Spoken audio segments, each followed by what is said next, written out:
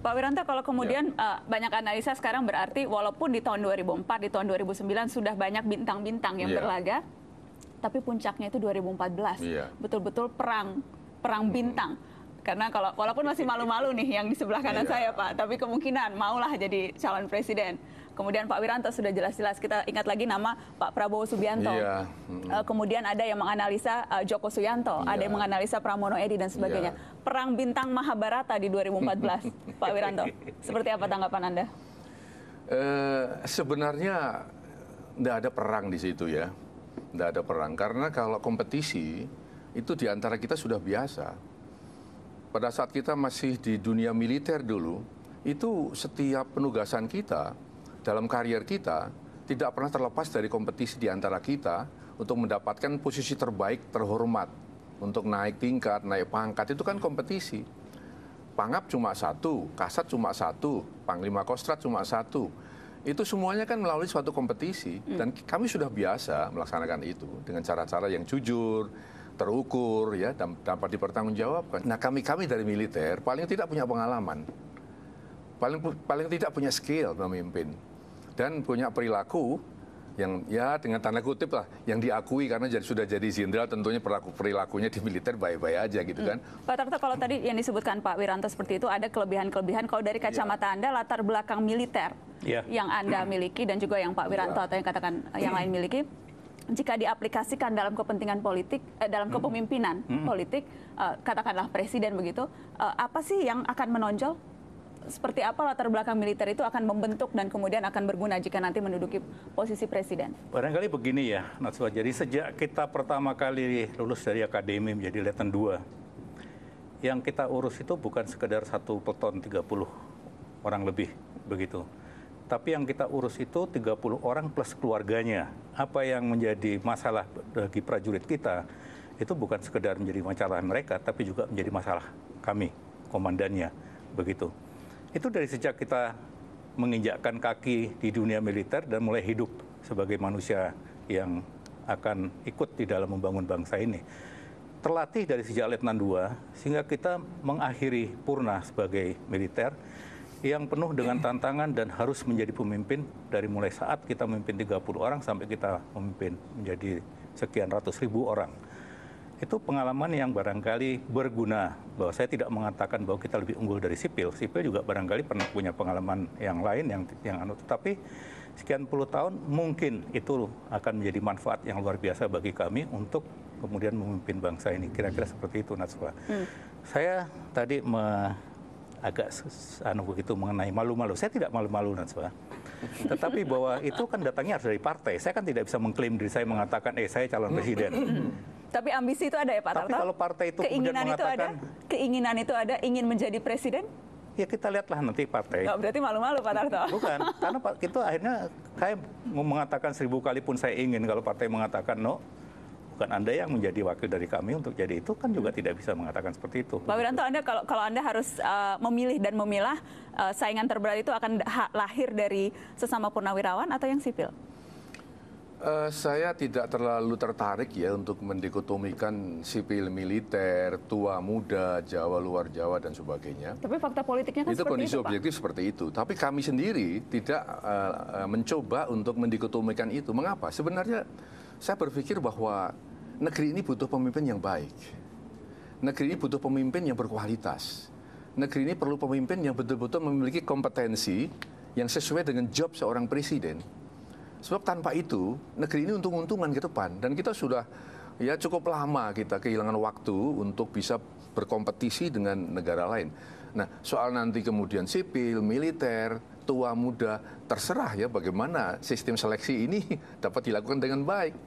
Tapi kalau belum sudah, wah ini sipil, militer, ini kita betul-betul misorientasi. Tapi hal itu juga lah kemudian yang dijual dan dilakukan oleh politisi-politisi baik, politisi-politisi yang murni sipil, Atau yang memang lahir dari ya, itu yang dijadikan senjata, Pak. Ketika jualan pun jualannya itu saya kan menjual ketegasan, dua kali. menjual latar belakang militer. Jadi kalau dikatakan jangan mendikotomikan, hal itulah yang dilakukan oleh politisi. Saya politisi, saya 2 kali ikut pertandingan. Saya tidak pernah mencoba untuk mendikotomikan itu. Justru saya ingin supaya tidak secara langsung tapi menjual ketegasan, menjual hal-hal yang kemudian bisa dipersepsikan sebagai keunggulan militer. Sebaiknya jual-menjual itu kita ubah ke depan nanti menjadi bagaimana kita fokus kepada siapa yang berkualitas untuk memimpin negeri ini. Itu yang terbaik. Siapa yang berkualitas? Ya. Saya ingin minta tanggapan Anda, Pak Tarto, atas berbagai hasil survei. Ada banyak sekali hasil survei yang terbaru tadi yang disebutkan Pak Wiranto, tapi rata-rata hasil survei itu menyebutkan nama salah seorang mantan purnawirawan juga, Prabowo Subianto, itu rata-rata memuncaki hasil survei. Komentar Anda soal itu? Sekali lagi yang punya hak untuk memilih itu kan rakyat. Jadi silakan rakyat itu kemudian menilai siapa yang pantas dianggap untuk kemudian nanti memimpin bangsa ini. Yang menurut saya pemimpin siapapun itu silakan saja sejauh bahwa memang dia punya kemampuan dan rakyat memilihnya. Kemudian orang yang dipilih ini dia harus mengemban amanah itu dari rakyat. Pak Wiranto, gaya kepemimpinan Presiden sekarang yang juga seorang purnawirawan jenderal, apa komentar Anda soal gaya Presiden SBY? Baiklah ya, tidak hanya gaya ya, tapi beberapa indikator dari pemimpin satu dengan yang lain berbeda ya. Dan terkadang katakanlah saya mengambil istilah dari Naswa ya, gaya kepemimpinan yang X ya, terkadang tepat untuk zaman yang seperti itu. Tapi tatkala digunakan pada zaman yang berbeda bisa gagal.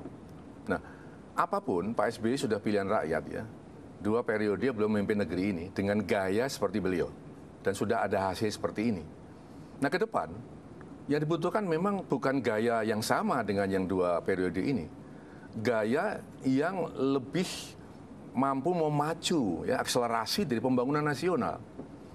Gaya yang memang harus cepat mengambil keputusan, mengambil tindakan dengan satu pertimbangan visi ke depan yang sangat tajam dan berpengetahuan. Artinya begini, seorang presiden tanpa pengetahuan, dia tidak bisa mengenali permasalahan. Tanpa mengenali permasalahan, tidak mendapatkan solusi. Tanpa solusi, bagaimana kita bisa maju? Nah, dengan demikian mari kita berbicara ke depan nanti, pemimpin seperti apa itu. Dan saya setuju dengan kriteria ini. Oleh karena orientasi kita nanti saat pemilihan nanti, jangan hanya kita bicara popularitas. Ya, jangan hanya bicara, ya katakanlah, elektabilitas lewat survei. Jadi maksudnya Pak Prabowo jangan terlalu senang hati dulu walaupun surveinya tinggi, itu yang mau Anda katakan, Pak? Oh, tidak hanya Pak Prabowo, siapapun termasuk saya, melihat survei sebenarnya itu akan untuk internal. Untuk memberi masukan kepada kami, partai dan tim, untuk bisa melakukan introspeksi, oh kami pada posisi seperti ini. Sebenarnya survei itu idealnya untuk diri sendiri, bukan untuk dieksposkan. Kalau kemudian dieksposkan dan ya sudah punya posisi seperti itu, ya tergantung bagaimana. Tapi kembali bahwa ini masih ada waktu untuk satu perubahan. Survei hari ini bisa berbeda dengan bulan yang akan datang. Ya survei yang apa yang sudah Anda lakukan, Pak, kalau mengantisipasi survei yang kita surveinya udah beda. Saya sendiri kemarin. Saya boleh tahu strategi Bapak kalau sekarang kalau berkaca pada survei yang ada sekarang bahwa popularitas militer tetap yang paling tinggi, tapi militernya Prabowo Subianto bukan Wiranto. Jadi tapi Wiranto masih lumayan nomor 2 lah, lumayan kan. Di salah satu survei LSN, di yang lain malah tidak masuk 5 besar loh Pak Wiranto. Oh ya, mungkin saya belum daftarkan ya. Tapi sekarang lumayan kan. Jadi tinggal ya ada kompetisi itu kalau kita bicara survei. Tapi menurut saya memang survei ini baik lah ya untuk sebagai tolok ukur ya dari awal-awal pemilihan supaya ada satu input. Ada suatu satu masukan balik ya yang dapat dimanfaatkan untuk bagaimana seorang kandidat, seorang tokoh atau partainya untuk melakukan langkah-langkah berikutnya. Dengan catatan memang mudah-mudahan pemilu 2014 betul-betul pemilu yang transparan, yang bersih ya, yang bebas dari semua intervensi. Mudah-mudahan. Jadi kerja politik sudah dilakukan oleh Pak Wiranto ya? Kerja politik sudah ya, tiada hari tanpa kita melakukan konsolidasi. Karena kami yakin bahwa dengan organisasi yang solid dan merakyat, yang mempunyai jangkauan sampai ke RT RW, kami punya instrumen yang langsung bisa head to head dengan rakyat, berhadapan dengan rakyat, mengabarkan partai ini seperti apa, bagaimana Partai Hanura berjuang untuk mereka. Katakanlah slogannya kan, ya tidak akan khianat hidup mati untuk rakyat. Itu berat sekali slogannya, Pak. Ya tidak berat lah, itu biasa-biasa aja. Memang harus begitu. Tidak akan khianat hidup mati untuk rakyat. Memang harus begitu harusnya. Harus karena mandatnya dari rakyat. Kalau partai politik harus menjualnya, harus mandat menjual dari janji. rakyat, hak politik rakyat kita ambil, ya harus begitu. Itu yang betul. Saya juga waktu bicara sama Presiden, saya katakan juga, beliau punya tanggung jawab juga menyiapkan pemimpin yang bisa meneruskan sukses story dia.